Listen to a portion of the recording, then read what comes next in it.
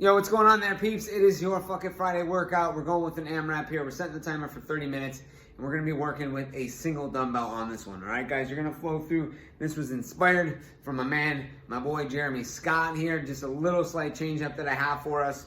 We're going to go with a single dumbbell. We're going to go with a 15 curl press extensions. We've done these before. You're going to follow that baby up with 10 drag push-ups if we can from the knees or from the feet, either one of those. We're then gonna go into 30 on an overhead split squat, guys. Overhead split squat, that's gonna be 15 per leg before we finish out with 20 single arm renegade rows. You're gonna work a single arm at one time, then go on to the other side. So what does that look like here? That looks like we've got a dumbbell. This is just for demonstrative purposes here. I'm using a 15. Probably, if I was gonna do this one on my own, I'd be using somewhere in the range from 30 to 40 pounds. Probably not 40, probably gonna be more like 25 or 30. But on this one here, I'm gonna grab that dumbbell. I'm just simply gonna curl it right up to the shoulders, press right up overhead, keep those elbows tight if we can, and then extend back before reversing back in. That's gonna be 1. Press up, control that baby, down. That's gonna be 2. You're gonna do that for 15 reps. From there, guys, you're gonna go into your push-up position. Now, if you're going from the knees there, folks, we're gonna get that.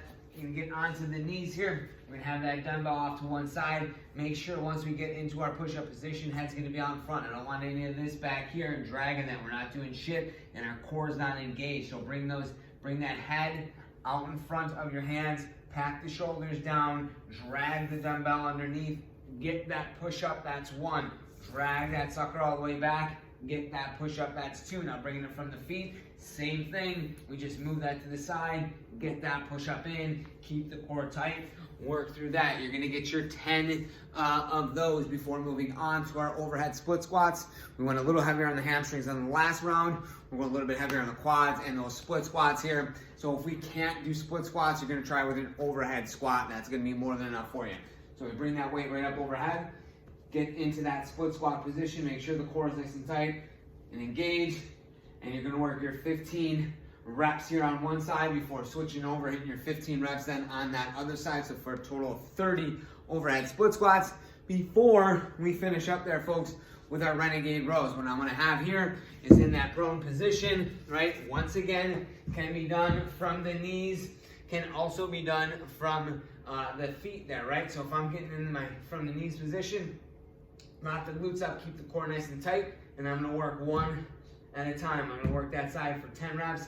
I'm gonna go to that other side. If I don't need to be on the knees, I'm gonna be on my feet, head's gonna be on front, and I'm gonna rock 10 on one side before going on to 10 on the other side. That's one time through. You're gonna do as many as you can in a 30-minute time frame. Definitely gonna get a sweat in, definitely gonna get a good pump in there. So, I hope you enjoy the shit out of this one, guys. You got it for the next 4 weeks. See what you can do, if you can increase the amount of rounds that you get in 30 minutes, or if you can increase the weight. That means you made progress. Peace, love, we out.